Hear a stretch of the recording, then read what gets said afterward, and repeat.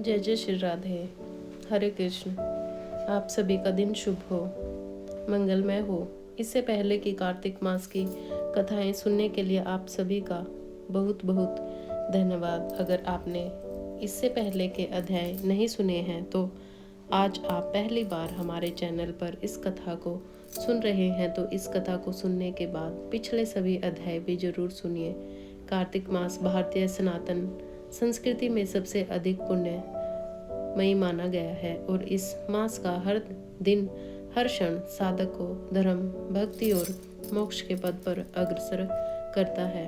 7वें दिन की कथा विशेष रूप से भगवान श्री विष्णु की कृपा से जुड़ी है, तो जो संसार की मोह माया से मुक्त होकर आत्मा को शांति और मोक्ष का मार्ग दिखाती है। इस दिन का पूजन और कथा श्रवण वन के अंधकार को मिटाकर ईश्वर के प्रकाश में लाने वाला होता है। और आज की इस कथा से यही शिक्षा मिलती है कि जीवन की अस्थायी सफलताओं से परे सच्चा आनंद और शांति केवल भगवान की आराधना और आत्मा की मुक्ति में ही है। जो व्यक्ति सच्चे मन और आस्था से इस दिन की पवित्र कथा को सुनता है वह जन्म मृत्यु के चक्र से मुक्त होकर अंत में मोक्ष की ओर बढ़ता है। एक बार की बात है, राधा रानी को एक सर्प ने काट लिया। राधा जी की सारी सखियां दौड़ी दौड़ी माँ के पास आई और कहने लगी, माँ चलकर अपनी बेटी को देखो, एक काले सांप ने डस लिया है और राधा के सिर से दोनी गिर गई और वह बेहोश हो गई। अब इसके विष को उतारने के लिए किसी गुणी को बुलाना पड़ेगा। माँ ने सुना तो डर गई और रोते रोते राधा जी को अपने हृदय से लगा लिया। एक सखी कहने लगी, माँ यदि राधा जी को ठीक करना है तो श्री कृष्ण जी को बुला लाओ। अगर कृष्ण जी आ जाएंगे तो राधा जी तुरंत ही जीवित हो जाएगी, क्योंकि श्री कृष्ण गरुड़ हैं, तीनों लोकों में उनसे श्रेष्ठ कोई नहीं है।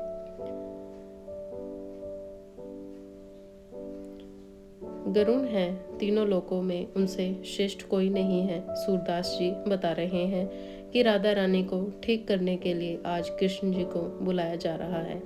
अब राधा रानी की सखियां कृष्ण जी की मैया यशोदा के पास आई और कहने लगी, मैया तुम्हारा कृष्ण सांप के विष को मंत्रों से उतारने वाले गरुड़ हैं। आप अपने पुत्र को हमारे साथ भेज दो। राधा रानी को काले सांप ने डस लिया है। मैया यशोदा ने सुना तो सुनकर मुस्कुराने लगी। अभी थोड़ी देर पहले तो राधा मेरे घर आई थी। राधा रानी की मूर्छा के मूल कारण को समझकर मैया यशोदा चुप हो गई और सखियों को अपने हंसने का कारण नहीं बताया। अब मैया यशोदा कान्हा जी को पुकारने लगी, कहने लगी, कान्हा, राधा के यहाँ कीर्ति नाम की ग्वालिन तुम्हें बुलाने आई थी, तुम वहां चले जाओ। सुना है राधा को काले सांप ने डस लिया है और तुम कब से गड़ने बन गए। अल्लाह लल्ला जल्दी जाओ और उसका विष छाड़ दो। माँ ने मन ही मन मुस्कुरा कर कहा, कृष्ण सुना है तुम कुछ ऐसा मंत्र जापते हो कि काले सांप का विष उतर जाता है। अब भगवान श्री कृष्ण जी गरुड़ी बनकर वहां आ गए।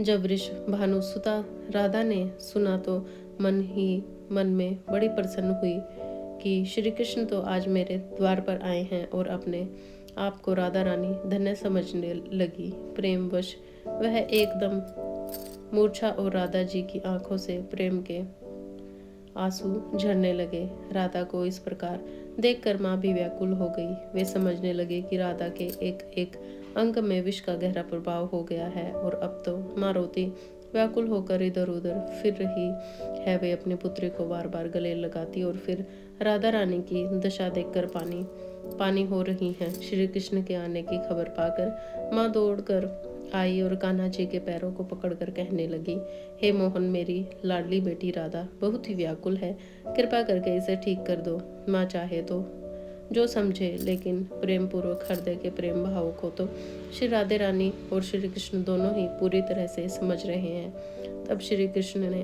कुछ झाड़ फूक शुरू कर दिए और राधा जी को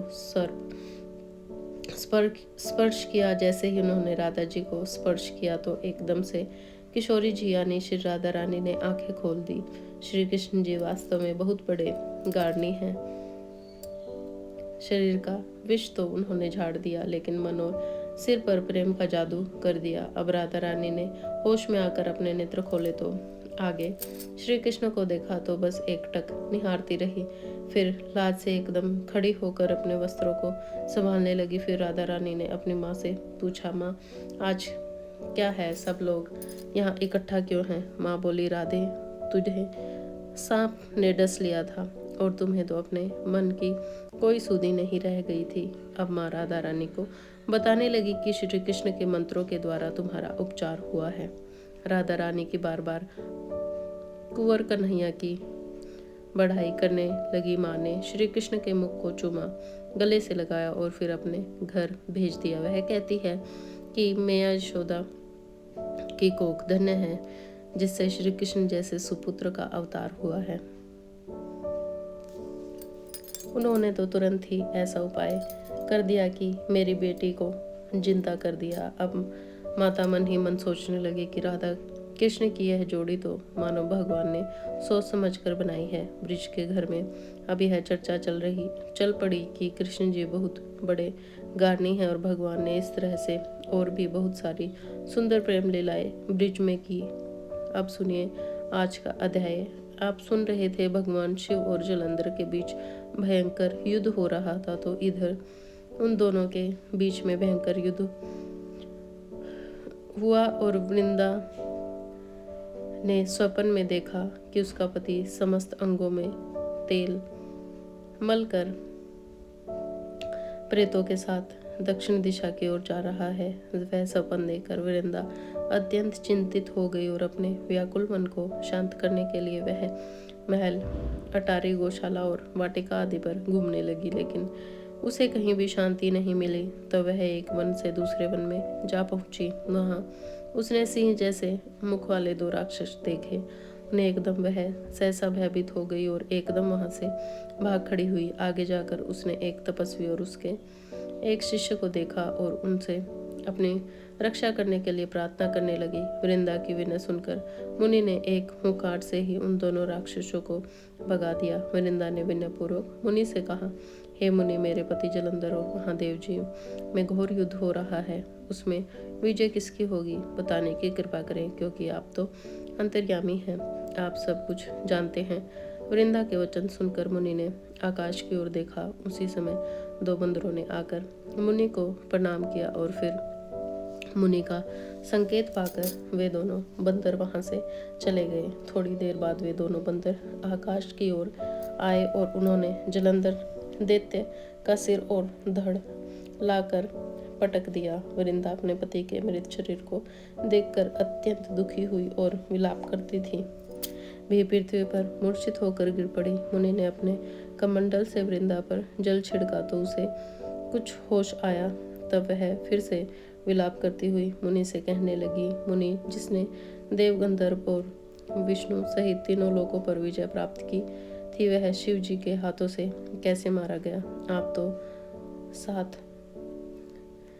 इसीलिए किसी प्रकार मैंने पति की को फिर से जीवित कर दीजिए, मेरे पति को फिर से जीवित कर दीजिए। तब मुनि कहने लगे, हे भद्रे, शिव जी के हाथों मारे हुए को जीवित करना तो असंभव है, परंतु फिर भी हम तुम पर कृपा करके इसको जीवित कर देते हैं। ऐसा कहकर मुनि अंतर्ध्यान हो गए और जलंधर जीवित होकर वृंदा के साथ प्रेमालाप करता हुआ आलिंगन बद्ध हो गया। वह सब जलंधर का नहीं था, वरन जलंधर के वेश में स्वयं भगवान विष्णु थे। वृंदा जलंधर वेशधारी विष्णु के साथ उस वन में रमण करती रही। फिर एक दिन अपने पति के वेश में विष्णु जी को पहचान कर वृंदा अत्यंत क्रोधित हुई और बोली कि तुमने मेरा पतिव्रत धर्म नष्ट किया है, इसलिए मैं तुम्हें श्राप देती हूँ। निश्चय ही वह कपट मुनि तुम ही थे और तुमने ही माया द्वारा 2 राक्षस बनाए थे। कालांतर में वे दोनों राक्षस तुम्हारी स्त्री का अपहरण करेंगे और जो तुम्हारा शिष्य था वही बंदर का रूप धरकर तुम्हारी सहायता करेगा। और क्योंकि तुमने मेरे साथ छल किया है, इसलिए तुम अभी इसी समय शिला अर्थात पत्थर के हो जाओ। वृंदा के इस प्रकार शाप देने की कथा सुनने के बाद देवर्षि नारद ने महाराज पृथु से कहा, हे राजन, भगवान विष्णु ने देवताओं और अपने भक्तों की रक्षा के लिए ही पतिव्रता वृंदा का शील भंग किया था, इसलिए मन ही मन वे अत्यंत दुखी भी थे। उन्होंने वृंदा से कहा, वे हे वृद्ध, तुम्हारे श्राप को ग्रहण करते हुए मैं अवश्य ही शिला रूप में हो जाऊंगा, परंतु तुम भी वृक्ष रूप होकर मुझको प्राप्त होगी। उसी समय वृंदा अपने पति के चरणों का ध्यान करके विष्णु जी के मना करने पर भी अग्नि में प्रवेश कर गई और शिला रूप में भगवान विष्णु वृंदा का स्मरण करते हुए उसकी चिता भस्म में लौटने लगे। इधर युद्ध क्षेत्र में जलंधर दैत्य राक्षसी माया द्वारा पार्वती का रूप धरकर शिवजी जी को मारने लगा। उसकी इस माया को देखकर शिवजी जी नीचे को मुख करके बैठ गए। यही उचित अवसर जानकर जलंधर ने शिवजी जी पर अनेक बाणों से प्रहार कर दिया। इस प्रकार शिवजी जी को संकटग्रस्त देखकर भगवान विष्णु तत्काल वहां आए और उन्होंने राक्षसी माया का शिवजी जी को बोध कराया। वह सचेत होकर शिवजी जी ने अत्यंत वेग से दैत्यों पर भयंकर बाण वर्षा आरंभ कर दी, जिससे भयभीत होकर शुंभो निशुंभी युद्ध क्षेत्र से भाग खड़े हुए। तब शिवजी जी ने उनको श्राप देते हुए कहा, क्योंकि तुम ये युद्ध क्षेत्र से भागे हो, इसलिए पार्वती जी के हाथों से मारे जाओगे। इधर वृंदा का पतिव्रत धर्म भंग हो जाने से जलंधर का बल समाप्त हो गया था और भगवान विष्णु ने सुदर्शन चक्र अपने तेज सहित शिवजी जी को दे दिया था। तब शिवजी जी ने श्री हरि के तेज के साथ अपना और ऋषियों के तप और पतिव्रता स्त्रियों का तेज मिलाकर जलंधर दैत्य पर छोड़ दिया।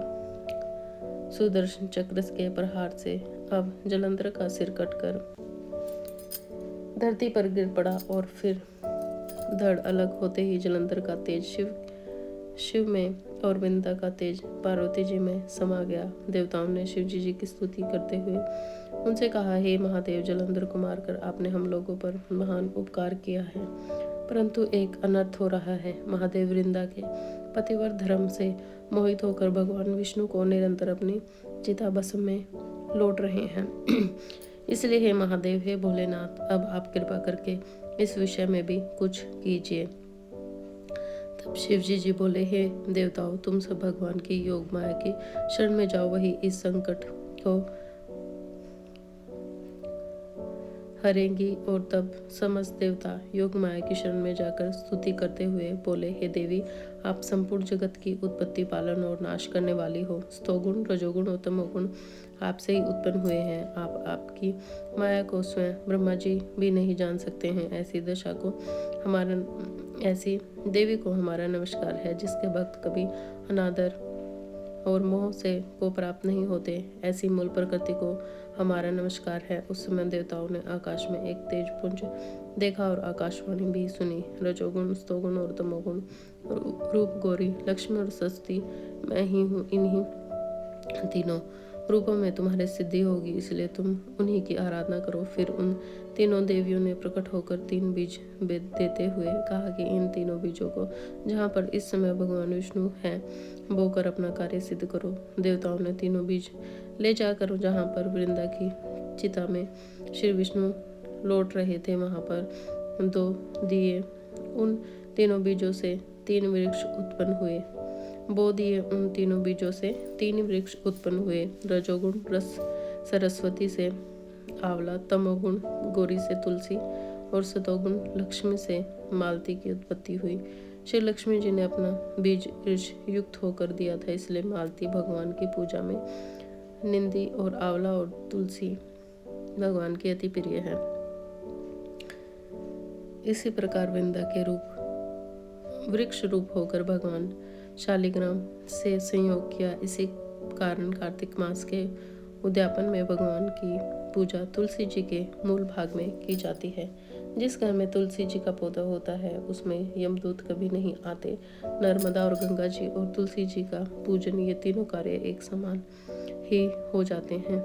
मनुष्य चाहे कितना भी पापी क्यों न हो, प्राण निकलते समय मंजरी सहित तुलसी दल जिसके कंठ में होता है, वह पाप मुक्त होकर सीधा वैकुंठ को प्राप्त होता है। और जो मनुष्य अपने पितरों का श्राद्ध तुलसी और आंवले की छाया में करता है, उसके पितृगण मोक्ष को प्राप्त हो जाते हैं। जो मनुष्य मंजरी युक्त तुलसी दल और आंवले का फल मुख में रखता है वह साक्षात विष्णु जी के समान है। जो मनुष्य कार्तिक मास में रुद्राक्ष की माला धारण करता है वह धर्म और अर्थ काम मोक्ष को प्राप्त हो जाता है। तुलसी और आंवले का महात्म्य स्वयं श्री ब्रह्मा जी भी कहने में असमर्थ हैं। जो कोई श्रद्धा भाव से इस कथा को पढ़ता या सुनता है वह भी अंतकाल में मोक्ष को प्राप्त हो जाता है। इस प्रकार देवर्षि नारद महाराज पृथु को यह कथा सुनकर कुछ क्षण के लिए मौन हो गए। इसके आगे का वृतांत आप अगले अध्याय में सुनेंगे। जय जय श्री राधे, जय जय श्री सीताराम। नमः पार्वती पते, हर हर महादेव।